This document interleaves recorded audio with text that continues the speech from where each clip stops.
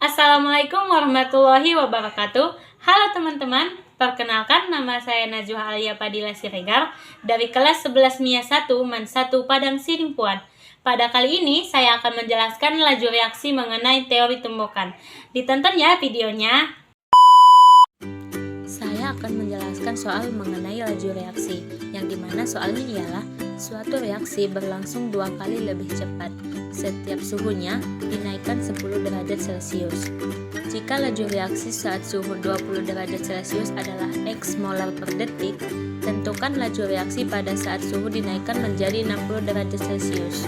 Dari soal tersebut dapat kita ambil kesimpulan bahwa yang diketahui ialah kelipatan sama dengan 2. Lalu, kenaikan suhu sama dengan 10 derajat Celcius. Dan T1-nya ialah 20 derajat Celcius, T2-nya 60 derajat Celcius. Dapat kita tuliskan sebagai berikut.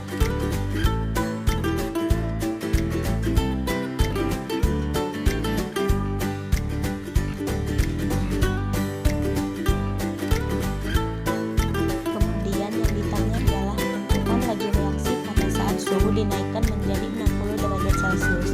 Yang ditanya berarti P2.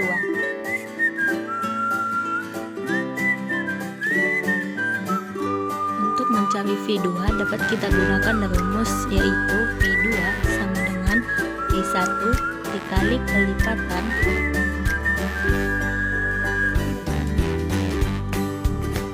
pangkat T2 dikurang T1 per kenaikan suhu.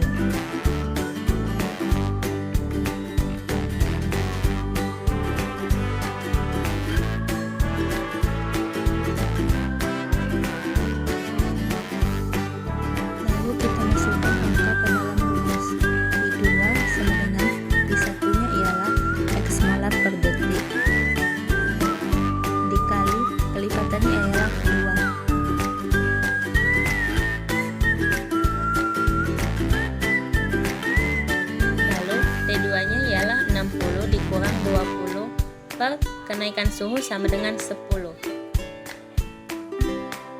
V2 sama dengan X dikali 2, jadi 60 dikurang 20 ialah 40 per 10. Lalu V2 sama dengan X kali 2 pangkat 40 per 10 ialah 4, jadi dituliskan X kali 2 pangkat 4. Lalu hasilnya ialah 15 molar per detik. Jadi dapat kita simpulkan bahwa laju reaksi pada saat suhu dinaikkan menjadi 60 derajat Celcius ialah 16 X molar per detik. Jelaskan pengaruh konsentrasi terhadap laju reaksi berdasarkan teori tumbukan. Pengaruh konsentrasi terhadap laju reaksi ialah jika konsentrasi semakin tinggi, maka partikel yang akan terjadi semakin besar. Nah, jika partikel semakin besar, maka reaksi tumbukan akan semakin sering terjadi. Jelaskan pengaruh suhu terhadap laju reaksi dengan berdasar teori tumbukan. Pengaruh suhu terhadap laju reaksi berdasarkan teori tumbukan ialah ketika suhu dinaikkan, maka energi akan bereaksi secara meningkat, sehingga jumlah partikel dengan energi melebihi energi aktivasi meningkat. Tumbukan efektif lebih banyak terjadi dan reaksi berjalan lebih cepat. Sebutkan cara yang dapat dilakukan untuk memperkecil energi aktivasi suatu reaksi. Cara yang dapat dilakukan untuk memperkecil energi aktivasi ialah dengan menambahkan katalis pada suatu reaksi tersebut. Di soal kelima, saya akan membahas tentang soal persamaan laju reaksi, mana yang ditanya ialah T tambah 2Q menghasilkan T. Nah, dari bukti tersebut dapat kita lihat yang ditanya ialah persamaan laju reaksinya. Untuk mencari rumus laju reaksinya, kita mencari data yang sama terlebih dahulu, ialah ada di data 1 dan data 2.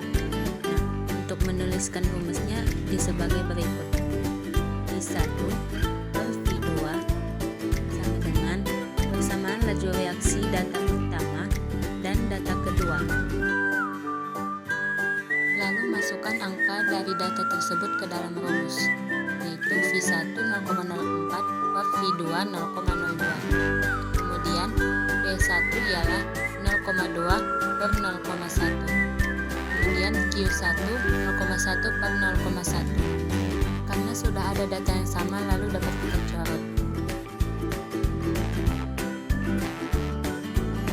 Kemudian 0,04 per 0,02 ialah 2.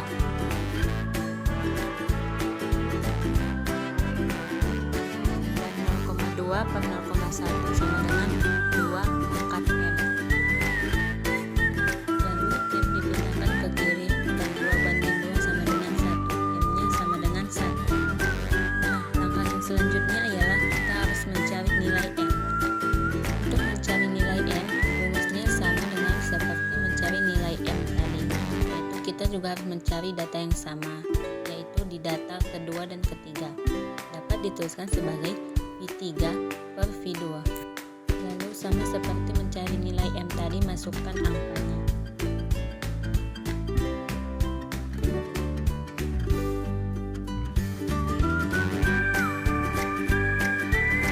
Nah, karena ada nilai yang sama, lalu dapat kita coret kembali.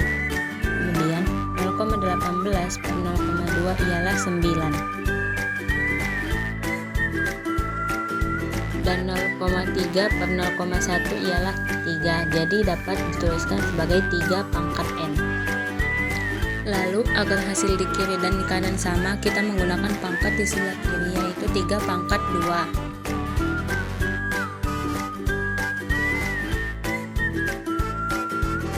Nah, hasil N-nya ialah N sama dengan 2. Setelah kita mendapatkan nilai M dan N, kemudian kita akan menuliskan persamaan laju reaksinya ialah V sama dengan persamaan laju reaksi P pangkat 1 dan persamaan laju reaksi Q pangkat 2. Hasilnya ialah V sama dengan persamaan laju reaksi P pangkat 1 dan Q pangkat 2.